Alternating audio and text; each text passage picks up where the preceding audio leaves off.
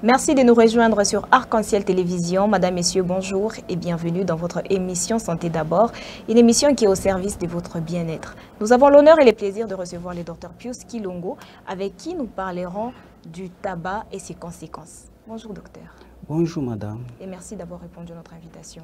Merci aussi. Alors docteur Pius, vous êtes généraliste. Avec vous justement, nous parlerons du tabagisme. Parlez-nous de quel état des lieux faites-vous de la consommation du tabac à Lubumbashi? Merci madame pour la question. Je dirais que le tabac, comme vous le savez, le tabac est consommé régulièrement partout dans le monde. Oui. En Afrique, ici chez nous en Afrique, en République démocratique du Congo, particulièrement à Lubumbashi. Le tabac est consommé par les jeunes, par les adultes. Oui.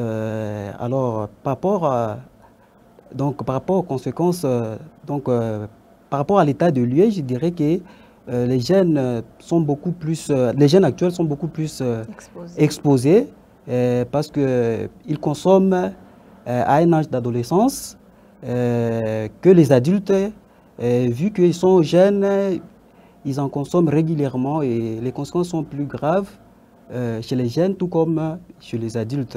Alors, je dirais que le tabac est consommé régulièrement ici chez nous à Lubumbashi et les effets sont palpables. Alors, pouvez-vous nous parler des substances qui se trouvent dans la cigarette et qui peuvent être nocives pour la santé? Ok, merci madame pour la question. Nous savons tous que la cigarette contient plusieurs substances nocives, oui. Dont principalement nous avons la nicotine, oui. Qui est très nocive à la santé humaine. Hormis la nicotine, nous trouvons d'autres substances, oui. Notamment des gaz toxiques, comme le monoxyde de carbone, oui. Comme l'oxyde d'azote, comme l'acide cyanhydrique. Hormis cela, nous trouvons aussi des métaux lourds. On peut citer le cadmium, le plomb, le chrome, le mercure. Il y a aussi d'autres radicaux libres qui se trouvent dans la cigarette, qui sont responsables des conséquences dramatiques sur la santé humaine. Alors, quels sont les problèmes de santé qui sont causés ou aggravés par la cigarette? Oui, les problèmes de santé qui sont dus à la cigarette, premièrement, la cigarette dont la fumée de tabac contient la nicotine que je viens d'épingler, qui est une substance principale qui est nocive à la santé humaine. Alors, le problème qu'entraîne le tabac sur la santé humaine se résume globalement sur plusieurs organes ou plusieurs systèmes. Premièrement, le système qui est concerné, c'est le système cardiovasculaire. Oui. Alors, par rapport au système cardiovasculaire, le tabac, puisqu'il contient plusieurs substances dont certaines qu'on vient d'énumérer, oui. J'ai oublié aussi le goudron. Ce goudron s'accumule au niveau des parois vasculaires. Alors, ce goudron va entraîner des emboles, des thrombus, ces substances qui vont réduire la lumière des parois vasculaires et engendrer, par exemple, l'hypertension artérielle, engendrer, par exemple, les anévrismes artériels, notamment le plus redoutable au niveau cérébral, c'est l'AVC qu'on appelle communément l'accident vasculaire cérébral. Ça, c'est sur le système cardiovasculaire. Le tabac est encore incriminé sur d'autres systèmes que je viens d'énumérer, les systèmes respiratoires. Par exemple, le tabac est incriminé dans la survenue de bronchopneumonie chronique obstructive, de bronchite chronique, asthme par exemple, notamment des bronchites chroniques que je viens d'énumérer. À part ce système respiratoire, d'autres ne sont pas épargnés. Les tubes digestifs est concerné, le système ORL est concerné parce que le tabac est incriminé aussi dans la survenue des otites moyennes aiguës. Le tabac est incriminé dans les cancers sur plusieurs organes. Les systèmes respiratoires, c'est les cancers du poumon. Au niveau du tube digestif, par exemple au niveau de l'œsophage, il est incriminé dans la survenue des cancers de l'œsophage. Au niveau du rein, au niveau du pancréas, le cancer du pancréas, au niveau de l'utérus. Ça peut entraîner aussi des conséquences graves, notamment engendrer des accouchements prématurés, notamment la survenue des grossesses extra-utérines. Voilà en bref les effets du tabac sur les différents systèmes qui constituent notre organisme. Alors, on vient là de l'entendre, les différents effets. Est-ce que vous pouvez nous parler maintenant des effets qu'a la cigarette sur les comportements? Oui, les effets qu'a la cigarette sur les comportements, je crois que j'ai bien énuméré tous les facteurs qu'entraîne le tabac sur les comportements. Du fait sur la santé. Sur la santé, voilà. Oui. Là, je parle justement sur les comportements. Parce que quand on parle, par exemple, de boissons alcooliques, on voit qu'une personne qui est ivre à certains comportements réagit d'une certaine façon. Et alors, c'était là dont on voudrait aussi savoir, est-ce que la cigarette, l'effet de fumer, entraîne un certain comportement où on sait tout de suite découvrir que cette personne fume et consomme du tabac? Oui, merci pour la question. D'emblée, avant de répondre à votre question, je devrais d'abord commencer par donner certaines directives, donc la définition de ce qu'on appelle l'addiction au tabagisme. C'est par là qu'on devait commencer. C'est l'addiction qui a des effets sur les comportements d'un individu. Alors, le fait de fumer, c'est bien, mais ça entraîne des réactions. Ça dépend d'un organisme à un autre. Mais docteur, je ne vous arrête pas. Oui. Quand est-ce qu'on parle d'addiction? Parce que l'effet de fumer régulièrement, c'est déjà l'addiction. Oui, c'est l'addiction. Oui. Mais l'addiction, par définition, donc l'addiction entraîne l'envie de fumer, l'envie de fumer qui est irrépressible, poussant un individu à changer un comportement ou à adopter une autre attitude pour soulager un effet négatif, par exemple le stress, pour gérer ses émotions, ça peut entraîner plusieurs effets, ça dépend d'un individu à un autre. Chez d'autres personnes, ça peut générer la colère, ça peut générer un sentiment de répression, un sentiment de... Donc quelqu'un qui est frustré, quelqu'un qui ne veut pas entrer en contact avec l'environnement, avec les autres. Quelqu'un d'autre peut réagir par un comportement indigne, je peux dire comme ça, un comportement indigne. Alors en bref, les effets du tabac sur le comportement d'un individu dépend d'un organisme à un autre, selon les réactions, donc selon le stimuli que contient l'individu. Moi, je peux exprimer, quand je prends le tabac, je peux m'exprimer par la colère, l'autre peut s'exprimer par la timidité, l'autre, ça peut stimuler son quotient intellectuel, l'autre, ça peut stimuler plusieurs effets, plusieurs réactions, dépendant d'un organisme à un autre. Alors, docteur, une question. Alors, selon vous, quelles sont les raisons qui poussent aux gens, parce que vous avez dit que les personnes qui sont plus exposées, ce sont les jeunes et les adolescents, qui poussent plus particulièrement les adolescents à fumer? Oui, il y a plusieurs raisons. Qui poussent les jeunes à fumer. Premièrement, c'est l'environnement familial ou l'environnement socio-professionnel. Oui. Un jeune qui n'a jamais goûté à la cigarette, il se retrouve dans un groupe de jeunes, et en voyant les autres en train de fumer, et lui aussi peut se dire, je peux aussi tenter de fumer. Et quand il fume pour la première fois, il va développer ce qu'on appelle les récepteurs nicotiniques, qui va générer plusieurs plaisirs. Ça peut générer plusieurs plaisirs dans lui et donner l'envie régulièrement de fumer. Alors, ce sont l'environnement, en bref, c'est l'environnement familiale ou socio-professionnelle qui peut pousser un jeune d'accéder à la cigarette.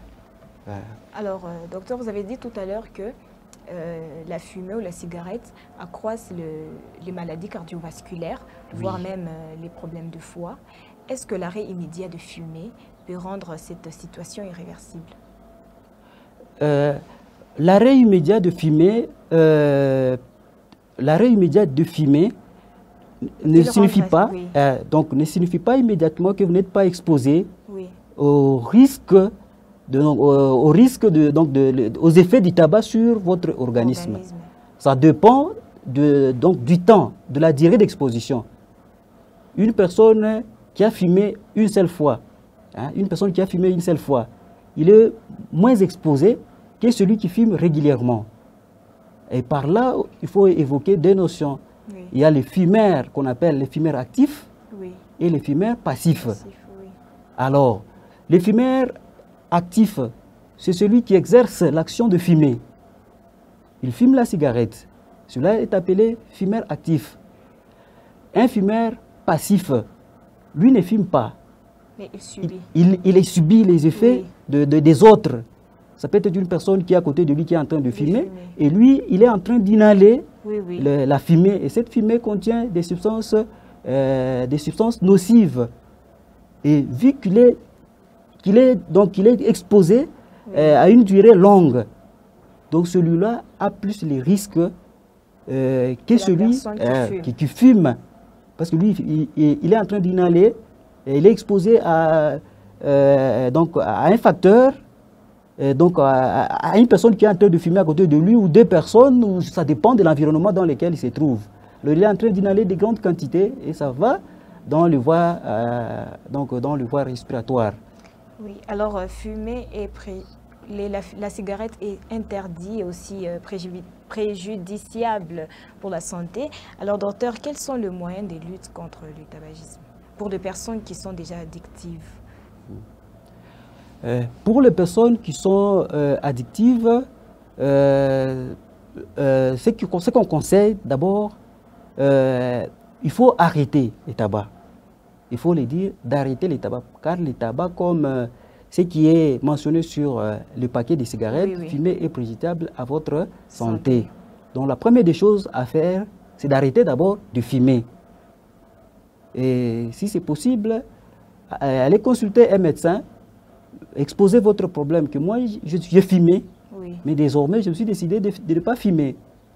Quels sont les risques auxquels je dois m'attendre et que dois-je faire? Que dois-je faire en prévention? Alors, ce que je peux dire, d'abord, arrêter. Alors, je peux anticiper en disant ceci. Pour les tabacs, le moyen dans le traitement efficace repose sur la prévention, la sensibilisation. Donc, nous, les personnels médicaux, nous devons sensibiliser la population, expliquer les effets du tabac sur l'organisme. Parce que c'est nocif. Oui, c'est nocif. Oui, alors il faut expliquer. Il y en a qui fument seulement par plaisir. Surtout les jeunes.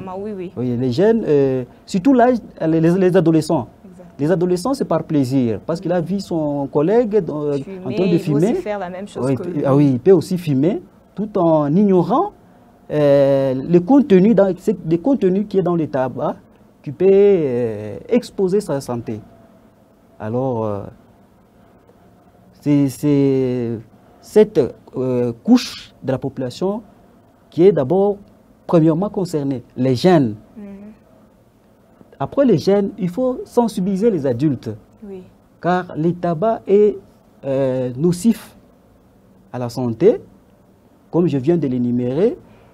Ça concerne tous les systèmes, tous les organes, que ce soit le système respiratoire, le système cardiovasculaire, les systèmes digestifs, les systèmes urinaires, les systèmes de la reproduction. Ils sont tous concernés et chaque système a ses conséquences, donc les conséquences qui peuvent entraîner le tabac sur tel système. C'est connu, on vient d'énumérer, on vient de l'énumérer si haut. Merci.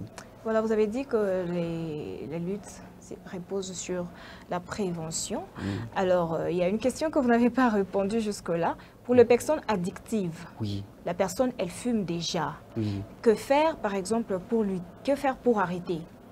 Pour arrêter la consommation, parce que c'est déjà quand on devient addictif, ce n'est plus facile, ce n'est plus simple d'arrêter. Ces problèmes deviennent un peu plus complexes. Alors, quelles sont les méthodes et aussi les procédures par lesquelles cette personne pourra passer pour arrêter de fumer? Ok, merci pour la question. Pour une personne qui est déjà dépendante, pour une personne qui est déjà dépendante à la cigarette, ce qu'il faut faire, il doit arrêter progressivement la consommation de tabac. Il ne doit pas arrêter, il ne saura pas. Il ne saura pas arrêter brusquement. Progressivement, seul ou accompagné des spécialistes. Oui, c'est ce que je viens de dire. Il peut arrêter brusquement. Il ne saura pas. Il ne saura pas.